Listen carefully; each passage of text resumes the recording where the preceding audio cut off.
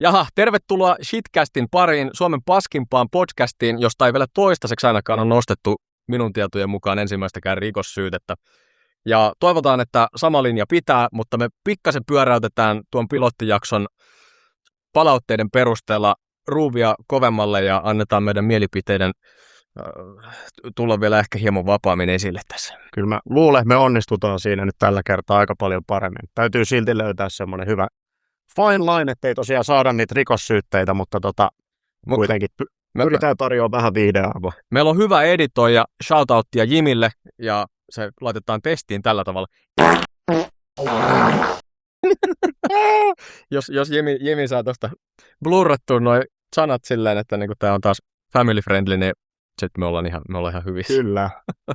Okei, joo. Mitäs kaikkea tässä on tapahtunut sitten viime jakson jälkeen? Mä kovasti toivon, että meidän pääministeri olisi saanut kenkää tai älynyt erota. Kumpikaan ei ole tapahtunut. Sitten Jan Vapaavuori taisi kuitenkin erota. Joo, jonkun firman hallituksesta se otti pitkät käsittääkseni. Eurooppa on rikastettu. Noin 60 000 ihmisellä. Montako niistä nyt sitten loppujen lopuksi jäi, mutta mutta marokkolaiset kuitenkin pyrkii ainakin Euroopan puolelle. Onkohan siitä muuten mitään niinku tietoa, että onko kukaan sieltä päässyt vielä niinku Manner-Eurooppaan vai onko se nyt siellä seutassa toistaiseksi ollut koko hässäkkä? Mä en ole lukenut ainakaan uutisista, että ne olisi tullut niinku ihan Euroopan mantereelle. En mäkään, mutta mä veikkaan, että se ainakin jos ei sitä nyt missään niinku ihan vitun mittavissa määrin ole tapahtunut, niin mä jotenkin uskon, että se voisi olla myös jotain, mistä ei uutisoitaisi hirveän niin kuin matalalla kynnyksellä. Voi olla toki, että foliohattua päähän, mutta Sitten oli vähän puukotusjuttuja. Puukkohippaa Pariisissa. Citroen-merkkinen pakettiauto ajoi Berliinissä väkijoukkoon. Joo, mutta ei kaikki autot. Ei kaikki autot. Ei. Abdul B. oli kyseisen auton kuljettajana. Että en nyt haluaisi sanoa näin, mutta en mä tiedä, vittu yllättyneen pari on ollut. Joo, kyllä. Mutta hei, säkin olit tuossa käymässä vähän ulkomailla ja itse asiassa juuri Saksassa olin 5 päivää. Helvetin hieno kaupunki oli Leipzig. Parkin puoli ja oli hieno Lamb of Godin keikka siellä, mutta joudutko väistelemään kuorma-autoja paikoilla? En joutunut. Itse asiassa siellä on jokaisella saatana torilla tai niin kuin paikalla, mihinkä sanotaan voidaan järjestää jotain tapahtuminen, semmoiset metallipilarit, että sinne ei enää pääse autolla, että siellä on selvästi tehty jotain toimia. Mutta lämpärin keikan jälkeen tuli noin kello 2 yöllä semmoinen fiilis, että vittu mä haluan nyt currywurstia.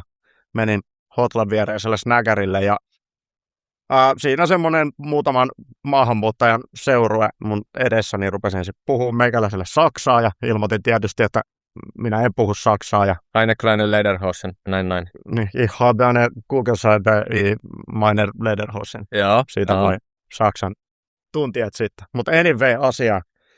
Niin siinä rupesi jotain, että mitä sä voit tehdä täällä ja sen semmoista. Ja yksi sitten turned out, että se oli ihan fine äijä ja pääsin johonkin sopuun hänen kanssaan. Yksi halusi ruveta välttämättä varjonyrkkeilleen mun naaman edessä ja kertoo, kuinka hän raiskaa mun äiti ja siskon ja näin poispäin. Mutta ilman väkivaltaa selvittiin kuitenkin tästä tilanteesta. Mutta tuli sen jälkeen kyllä vähän semmoinen, että ei niinku kauhean hyvä fiilis varsinaisesti ollut enää tiedätkö, yöaikaan yksin siellä liikkua. Et varsinkin kun se sanotaan väestönvaihdos oli jollain tavalla huomattavissa varsinkin sit siinä yöaikaa, että siellä ei niinku paljon muutenkaan enää sit paikallisia ollut siihen aikaan. Niin, että mitäs nämä herrasmiehet, jotka nyt sitten haastoi sua tämmöiseen nyrkkitappeluun, niin oliko ne ihan tälleen arjalais-saksalaisia? No ei ollut kyllä ihan arjalais-saksalaisia, niin kuin saatoin mainitakin, että maahanmuuttajia kautta tunkeutujia. Joo. No on ne vähän integroitunut, jos ne saksaa kuitenkin osasi. No se on ihan totta, mutta kyllähän täälläkin Suomeen puhutaan ainakin jossain määrin. Ja mun nyt on helvetin hankala sanoa tietysti siihen, että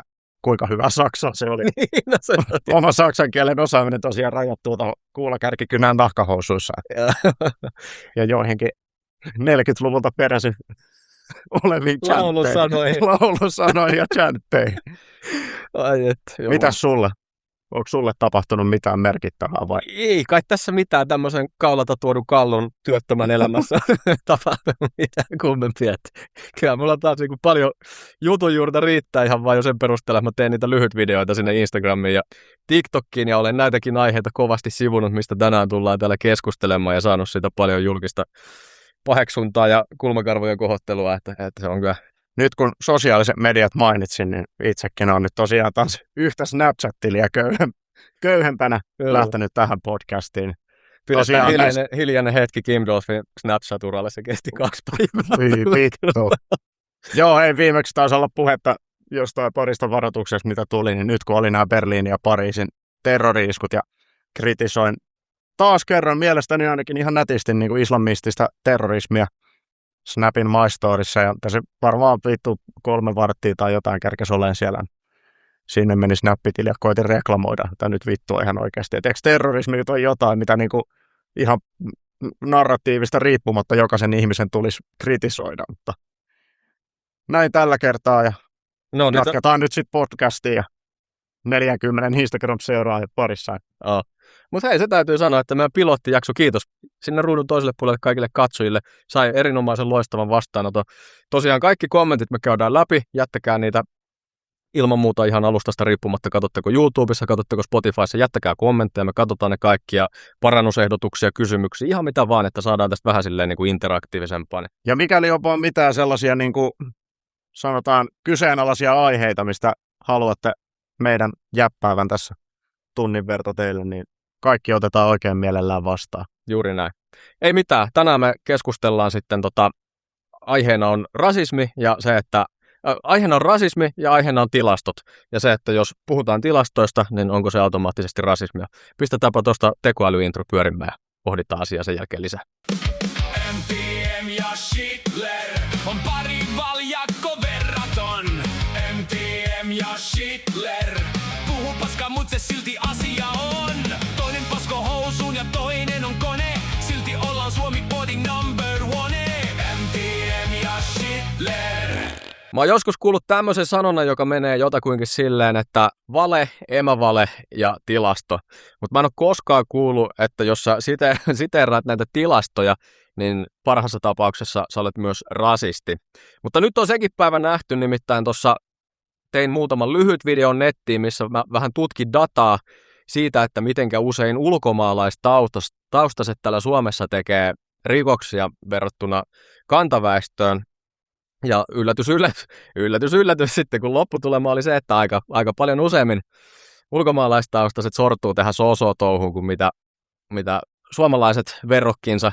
Niin sitten mulle ilmoitettiin, että sä oot vaan rasisti. Tässä olisi kiva tietää, millä tavalla se tekee ihmeestä rasistia, että jos sä vedät ihan suoraan niin kuin vittu tilastodataa Suomen tilastokeskukselta, tuot sitä julki, niin ei se ole rasismia, se on vittu faktatietoa. Mun mielestä jos se faktatieto sattuu jotain ihmisryhmää, on se sitten maahanmuuttajat tai heidän puolestaan mielensä pahoittajat, niin se on ihan, se on voi. Se lukee mustaa valkoisella, se on vittu statistiikkaa, ei se valehtele. Mä en kanssa ymmärrä, että minkä takia numerot satuttaa ihmisiä. Silleen, niin kuin, mä koitan asettua tuossa, koska niin kuin, kyllä loppuviimein me kuitenkin, niin kuin, vaikka me nyt puhutaan tämmöisistä asioista täällä, niin se on ihan selvää, että me ei öyhötetä, että me niin kuin perustetaan ne meidän mielipiteet. Me ihan oikeasti, päästit sä leijat?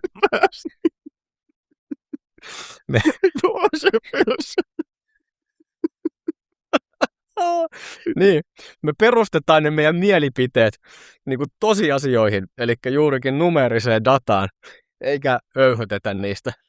Jumakauta, äijä päästi muuten Kamala Hajusen leijo. Käydään nopealla mainoskattolla, palataan ihan justiin. No niin, nyt ollaan saatu mökki tuuletettu. Kyllä oli tuossa hetken aikaa olo nimittäin niin kuin olisi ollut puolalaisella keskitysleirillä 1930-luvulla. Tämä on toisaalta ihan hienoa niin kuin lunastaa nimensä tässä. Kiitos siitä. Pääsin ainakin tekemään jotain, tiedätkö? Olen pientä.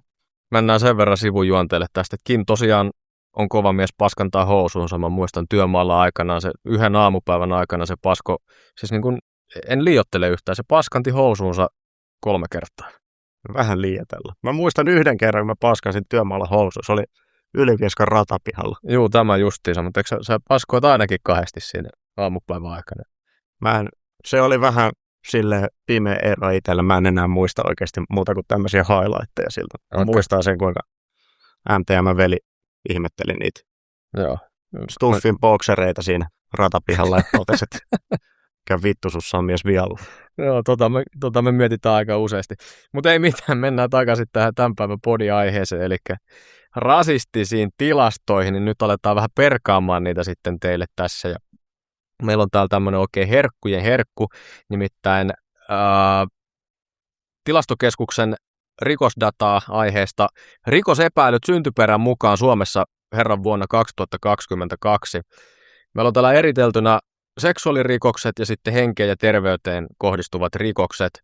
Ja molemmat palkit näyttää pahasti siltä, että ulkomaalaisvahvistukset on viemässä tätä kädenvääntöä suomalaisveljiinsä verrattuna niin kuin sille 3,7-kertaisella enemmistöosuudella niin seksuaalirikoksissa kuin sitten myös henkeen ja terveyteen kohdistuvissa rikoksissa. Niin Mä jotenkin yllätyin siis, mun on pakko sanoa, että for once mä yllätyin siitä, että väkivaltarikoksetkin menee näin yliedustettuna.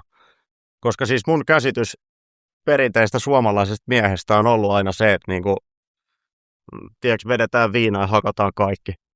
Niin, kyllä mä ajattelin kanssa, että meillä on semmoinen kotikenttäetu, että se on kuitenkin se lumihankija, kirves ja viina ja viimeinen erhe. Niin, viimeinen erhe, joo. Tänään muuten kun kuvataan, niin on Eppujen viimeinen keikka tuolla Ratinassa. Sitä on ollut kiva olla katsomassa, mutta me ollaan täällä pyöreskelemässä mikrofoniin jauhamassa paskaa. Mutta sitä saa jokainen ihan itse päättää, miten aikaansa käyttää.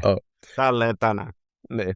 Mutta niin, taas lähtee vähän sivuraiteille. Justiinsa näin, että niinku me kuviteltiin oikeasti kanssa tälleen, että kyllä niinku suomalaiset, jos jossain on hyviä, niin viinanjuonissa ja muijan hakkaamisessa, mutta ei näköjään siinäkään ei olla niin hyviä, mitä sitten ulkomaalaiset. Ja taaskaan ei torille tässä päästä. Ei päästä torille, joo. Se, mikä mua kiinnostaa sitten henkilökohtaisesti tietää, on oikeasti niin kuin juurisyyt tähän, että mistä tämä niin kuin johtuu. Ja vähän nyt kävin aikaisemmin erilaista tilastodataa liittyen sisäsiittoisuuteen Lähi-idässä ja erityisesti Pakistanissa. Koko Lähi-idän sisäsiittoisuusprosentti taisi olla 20-50% ja Pakistanissa yli 60%. Ja varmasti rakas kuuntelijakunta ja katsojakunta siellä ymmärtää sen, että sehän ei varmasti ihmisen niin kuin kognitiiviselle kyvyille, impulssikontrollille, oikeastaan millekään voi mitään hyvää ainakaan aiheuttaa. Että lähtökohtaisesti ihminen pysyy paljon terveempänä, jos ei tee lapsia lähisukulaisensa kanssa. Joo. Sisäsiittoisella me tarkoitetaan tosiaan tässä sitä, että sä pistät hynttyyt yhteen niin sanotusti lähisukulaisen kanssa. Sukulaisavioliitto.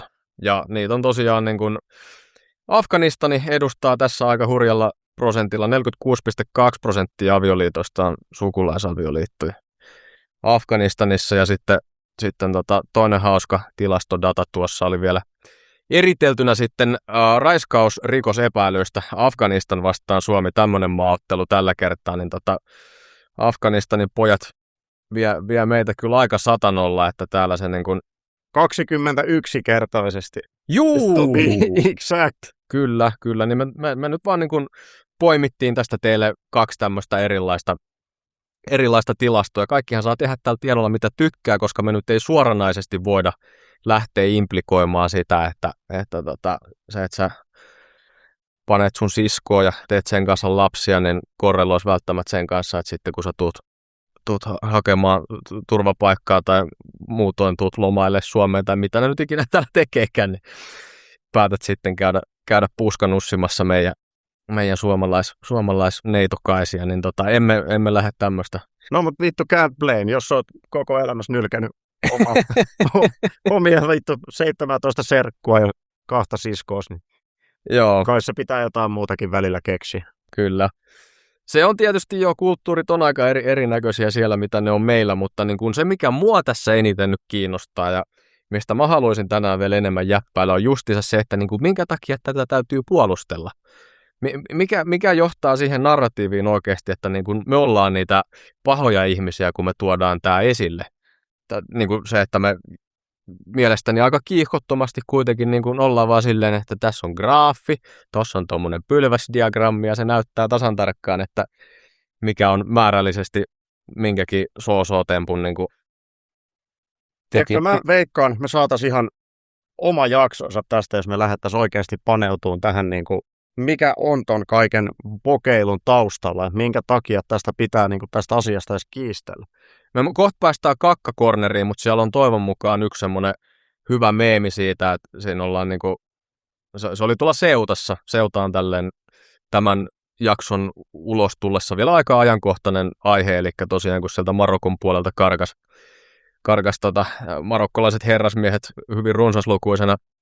72 000 taisi olla nyt se niin kuin arviolta viimeisin lukema. Espanjan itsehallintoalueelle karkas, niin siitä tuli aika roisia videomateriaalia kyllä internettiin nopeasti, niin yksi semmoinen meemiytynyt video siitä, kun joku oletettavasti sitten espanjalaisnainen, en tiedä, mutta kuitenkin niin kuin sen rynnivän ihmismassan keskellä oli sitten naisihminen, joka oli silleen refugees welcome tyyppisesti, että sieltä kun rynnii hirveä määrä ihmisiä, niin hän oli iloinen siitä, että jee, kiva kun sieltä tulee paljon porukkaa. Sitten nyt kun tässä katsotaan tätä dataa, niin niistäkin saapujista sitten marokkalaiset on kanssa näillä listoilla meinaa aika niin kuin kärkikahinoissa.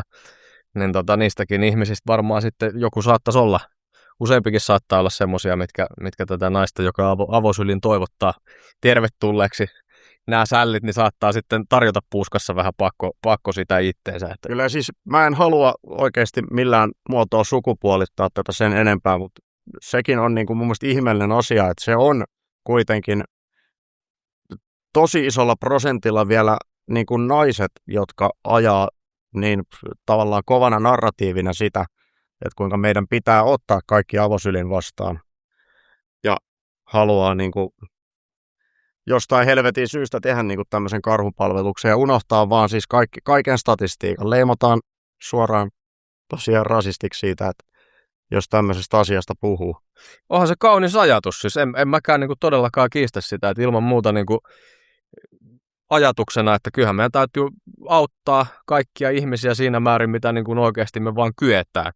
Mutta ei meidän semmoisia ihmisiä kuulu auttaa, ketkä niin kuin ei ole avun tarpeessa ja toisekseen niin kuin tulee sitten hyväksi käyttämään sitä järjestelmää, nostaa meille keskisormea pystyyn sitten, kun koitetaan lainausmerkeissä jeesata apua tarvitsevia, niin sitten tullaan tekemään rikoksia. Ja tähän vielä niin kuin lisäksi se, että ihan vaikka ei nyt tekiskään rikoksia, niin siis ei niin kuin Suomen tämänhetkinen taloustilanne ja resurssit kestä sitä, että me otetaan ylipäätään oikein ketään maahanmuuttajia tai pakolaisia, jotka ei pidä Suomen taloutta vähintään sillä samalla viivalla kuin missä se on nyt. Sehän on täysin niin kuin kestämätöntä ottaa hirveät määrät kielitaidottomia, kouluttamattomia ihmisiä, koska se, kuka sen maksaa, on kuitenkin lähtökohtaisesti veronmaksaja.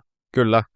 Ja se raha, kun ei valitettavasti tule taikaseinästä, vaikka tiettyjen puolueiden edustajat ja heidän kannattajansa näin toisinaan aina kuvittelevat, niin joo, siinä on ilman muuta myös tuo puoli sitten, mutta mä niin kuin ymmärrän sen kyllä, että se on niin helppo mennä sinne someen, tiiäksä, ja tehdä se postaus sitä niin kuin omaa kilpeä kiillottaakseen silleen, että minä hyväksyn kaikkia, niin kuin kaikki on helppoa ja kaikki on kivaa, tiiäksä, niin kuin ollaan suvaitsevaisia ja niin kuin silleen, niin kuin äsken totesin, että ajatustasollahan se on tosi niin kuin nätti ajatus ja ideaalimaailmassa varmaan niin kuin kaikki on sitä samaa mieltä, mutta se, että niin kuin me eletään aika kylmässä ja karussa ja kovassa maailmassa ja täällä täytyy ottaa huomioon niitä realiteetteja valitettavasti, niin silloin se on mun mielestä niin kuin se on tosi ajattelematonta, että mennään siellä somessa, tiiäksä, ja kirjoitetaan vaan jokaiseen postauksen, että saatanan rasisti, tiiäksä, kun joku koettaa sitten vähän tuoda niitä realiteetteja. Tähän on semmoinen termi kuin toksinen empatia.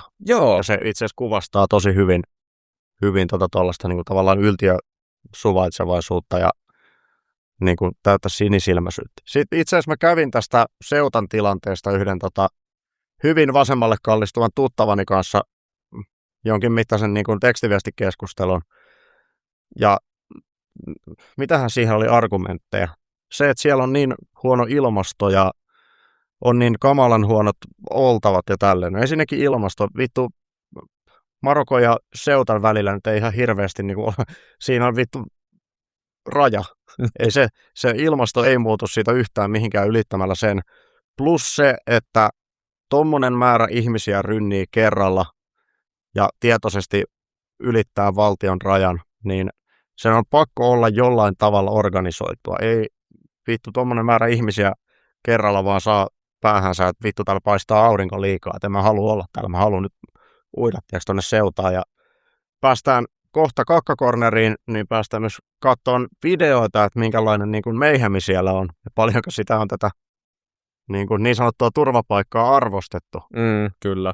Joo, toi oli pakko ottaa tuosta kiinni itsekin vielä. Mä näin kanssa paljon somessa justiinsa sitä, että vedottiin niinku siihen, että hei, että se on se ilmastonmuutos, mikä nyt ajaa sieltä Afrikasta niitä ihmisiä sitten paremman elämän perässä tänne Eurooppaan, mutta tämäkin oli niin hauska, että voidaan pyöritellä mitenkä perin vaan tätä Seutan tilannettakin, mutta miten sitten kun ne nyt meni takaisin sinne Marokkoon, että muuttuiko se ilmasto sitten jotenkin niin kuin äkillisesti paremmaksi, että sinne pysty palaamaan. Niin, tämäkin on hyvä tietysti nyt ottaa juuri korvannappiin saadun tiedon mukaan, niin käsittääkseni nyt ei ole kuin ihan muutama tuhat enää jäänyt sinne Seutaan, ja Manner-Eurooppaan on ajautunut heistä, oliko se 100 tyyliin maks 1000 tai jotain. Et sinänsä niin kun ehkä Euroopan kannalta suuri pakolaiskriisi vältetty, mutta edelleen täytyy pitää mielessä, että kyllähän toi niin kun tosi törkeä rajarikkomus oli, ja mun mielestä Espanjan puolelta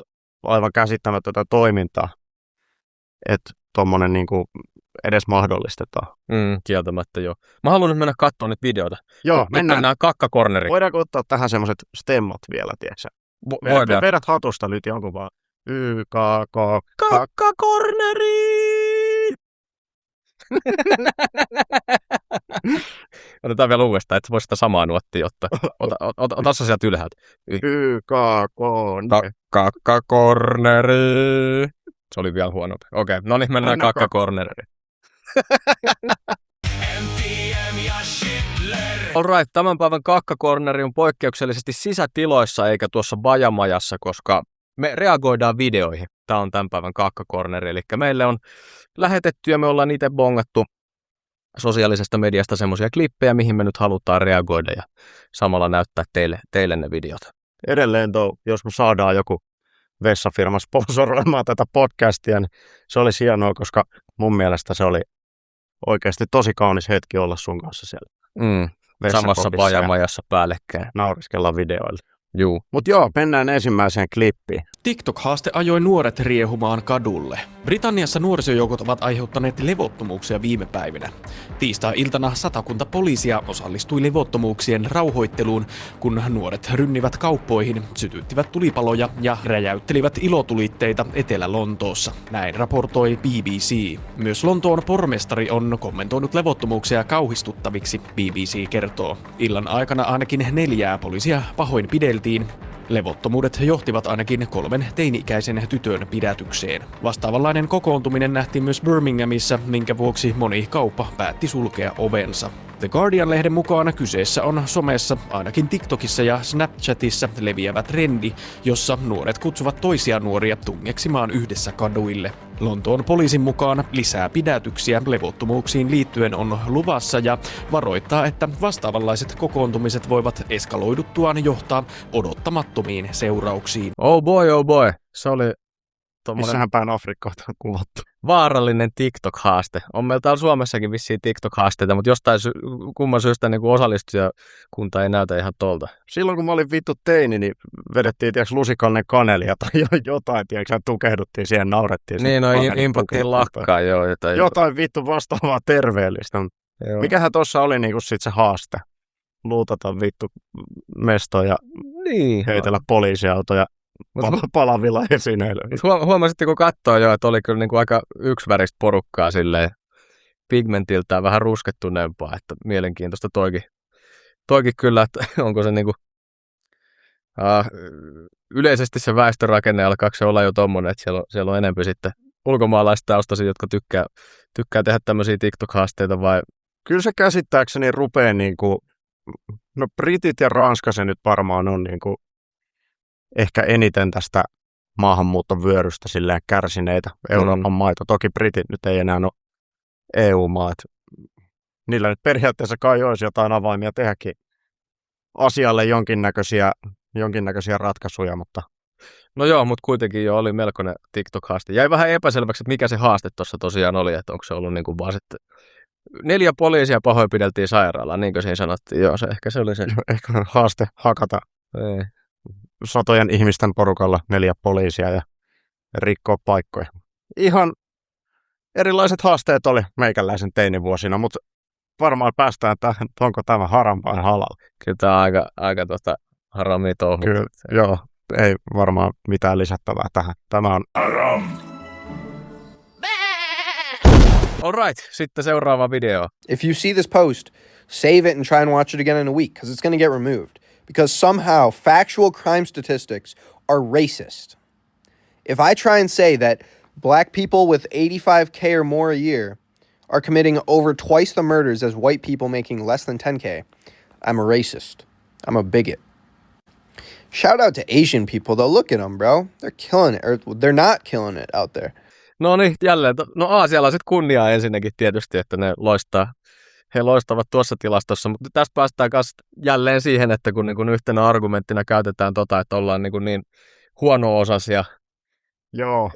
Mutta tuossahan se nyt taas todistettiin, että ei se niin huono-osaisuus ollut tossakaan se suurin tekijä sitten. Tai siis oli jo selkeästi, että kyllähän se niin kaikissa noissa ryhmissä oli sitä suurempaa se niin kuin data sen puolesta, että tehdään henkirikoksia, mitä köyhemmistä oloista ollaan. Mutta siitä huolimatta jo, että jos musta mies sitten niin kuin tappaa vielä tuplasti todennäköisemmin ollessaan siinä ylimmässä tax bracketissa versus sitten valkoinen mies siinä alimmassa, niin jotain muutakin saattaa todistaa kuin sen, että huonoista oloista tulevat ihmiset tekee enemmän rikoksia.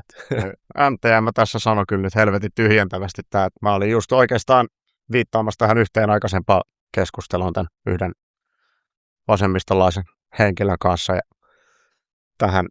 juuri tähän argumenttiin oli tulossa, mutta siinä se oikeastaan tulikin. Mä tulin siihen ensin ja sun suuhun. Haram vai halal?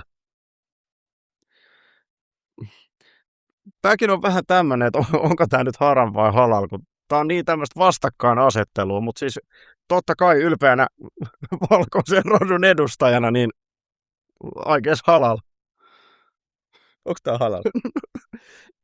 Mä en tiedä. Siis niinku, jos mä nyt mietin omaa ylpeyttäni, niin no joo, siinä mielessä tietysti on, mutta tietysti en mä tiedä kuinka hyvä asia tämä on. No joo. Voidaanko me laittaa tästä nyt vielä niinku toinenkin klippi tonne kommentoitavaksi, että onko tämä nyt haram vai halal, ja mielellään jollain järkevillä perusteilla vielä. Joo, tehdään näin. Yes, ja seuraavaan klippiin.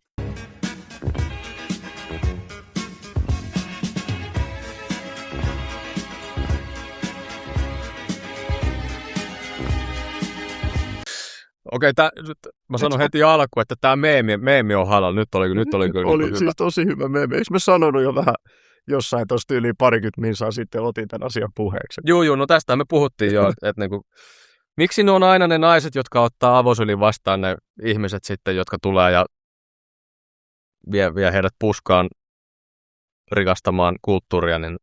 Mä veikkaan, voiko se olla vaan mahdollista, että naisilla on jotenkin niinku sisäänrakennettu tavallaan suurempi semmoinen joku empatiakyky tai joku tämmöinen, koska en mä tiedä, looginen ajattelu tuntuu nyt ehkä tässä vähän puuttuvan, mutta mä en tiedä, mitä mä uskallan nyt sanoa tänne enempää. Mä en pääse mihinkään Stagalan maineeseen näissä mun jutuissa. Mut siis joo, meemi oli kyllä siis äärimmäisen halal. Kyllä mä sanoin, että tää oli halal juttu. Halal.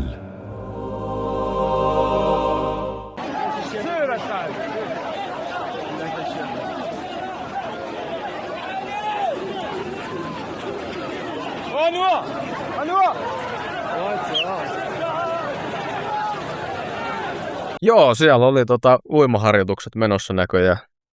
En tiedä, onko meidän kuuntelijat ja katsojat nähnyt semmoisen elokuvan kuin Pelastakaa sotamies Ryan. Ja tietääkö porukka toisen maailmansodan historiasta semmoista tapahtumaa kuin D-Day, Normandian maihinnousu.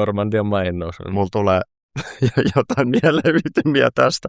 En nyt ehkä varmaan fiksuimmat siellä arvas, mihinkä mä tällä viittaan. En nyt ehkä ihan suoraan sitä supporttaa, mutta Samaa vibaa tossa on. Tai jossain helvetin, tiedätkö, zombielokuvassa, missä rynnii vaan hirveän väkijoukko sisään. Siis on hauskaa, että tuossa on kuitenkin kaikki on laittomia maahanmuuttajia. Ja siellä oli ihmisiä hukkunut, että kyllähän sekin nyt kertoo sitten taas siitä, että tarve on ollut kova päästä jo Euroopan puolelle. Joka on tosi outoa sitten, että ne niin kuin kävi pyöriä siellä Euroopassa vähän aikaa ja meni sitten kiltisti takaisin. Tuossa kuitenkin niin kuin tosiaan hukkui ihmisiä. Juuri syyt jääköön nyt vielä toistaiseksi vähän pimentoon. Mikä tässä on? Tekisi mieli laittaa foliohattu päähän ja sanoa, että Israel. Mutta jutkujen metku. No jutkujen metku. Se on vittu just siitä.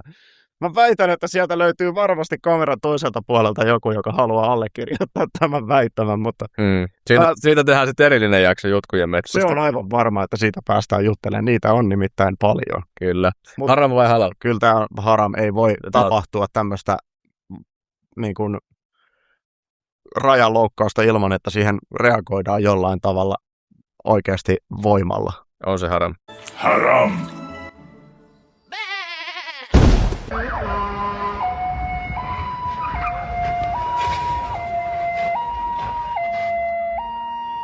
Poliisi ajaa sinisellä autolla. Mitäs tuosta tuumat? Ei vittu. Joo, tää tuli siis niinku oikeastaan kesken tämän kakkakornerin tekemisen tämä video meille vastaan. Ja tää piti ihan extempore ottaa nyt vastaan tähän. Mä oon ollut aina siis sitä mieltä ja on nyt tietysti edelleenkin sitä mieltä, että Suomessa on niinku luotettava ja helvetin hyvä poliisi, mutta siis eikö toi on niinku Topon yritys tai jotain? Käsittääkseni tuossa on ollut niinku mallia 100 kilsaa tunnissa vauhtia ja mopoilia kiilataan 3 sekunnin takaa ja jälkeen vittu aitaa ja merikonttia päin ja näin poispäin, että ehkä nyt ei 15-vuotias mopojonne olisi ihan välttämättä tommosta kaivannut. Kyllä, joo. Ja hauskinta tuossa on se, että tämä tapahtui siis ihan vastikään, tuo tosi tuore video, mutta internet on aivan seonnut tuosta. Siis kommentteja on tullut niin paljon puolesta ja vastaan. Kyllä mä ihmettelen suuresti sitä, että minkälaisia on ne ihmiset, jotka puolustelee tuota poliisin tekoa tuossa. Siellä on semmoisia kommentteja ihmisiltä, että niinku hyvä poliisi, miksei se niinku harmittaa, että se kuollut se mopopoika. Että sääli, että sillä oli kypärä päässä. Että, niinku...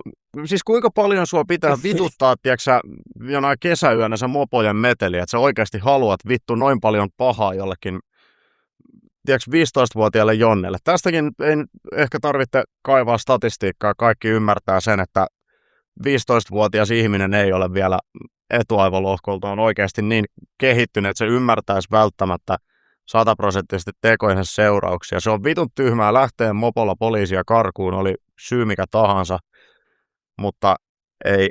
Tietääkseni ihan poliisilla ohjesäännössä lukee, että taka-ajoa ei tulisi jatkaa, mikäli se aiheuttaa niin kuin täysin tarpeetonta ja mittavaa vaaraa ympäristöllä.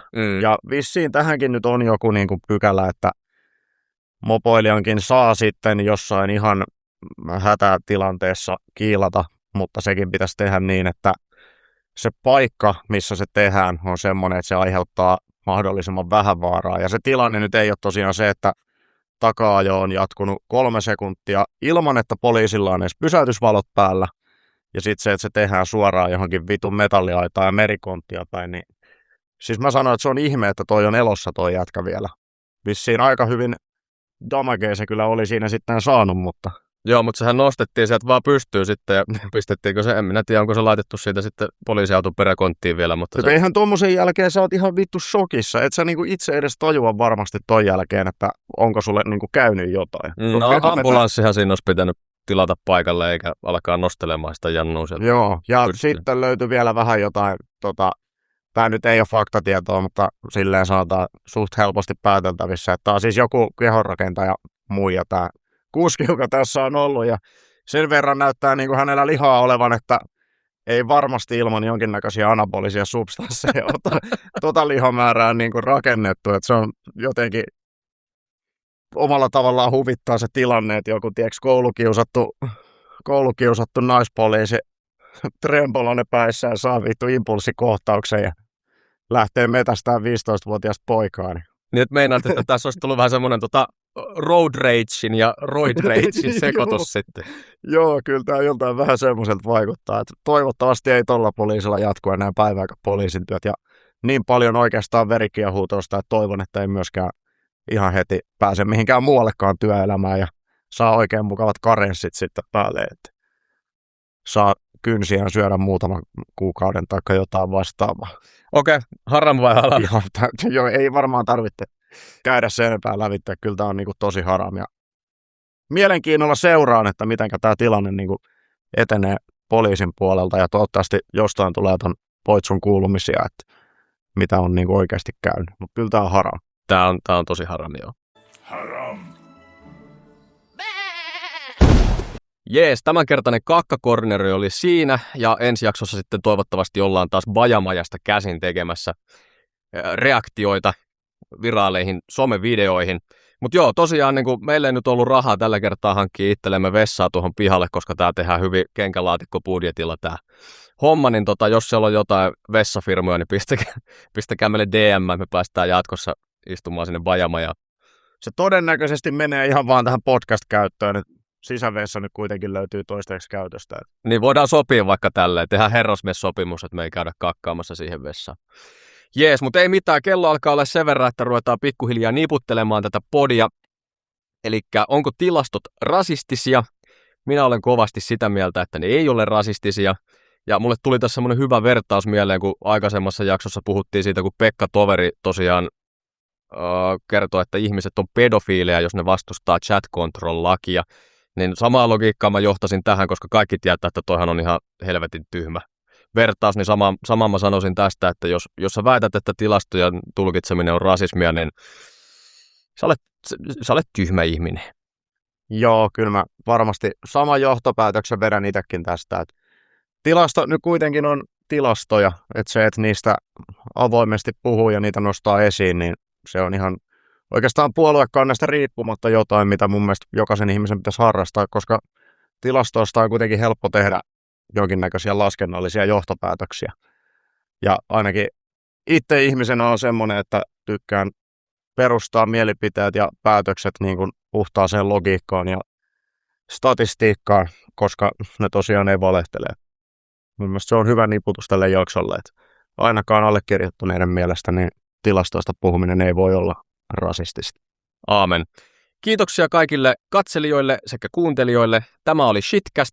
Minä olen Miika the Machine, mies, jolla on oudon näköiset aurinkolasit päässä. Ja tuossa vieressäni istuu Kim Dolph Schindler, äijä, joka ylettää ottamaan tavaroita ylähyllyltä. Kiitos. Kiitos. Ensi jaksoa.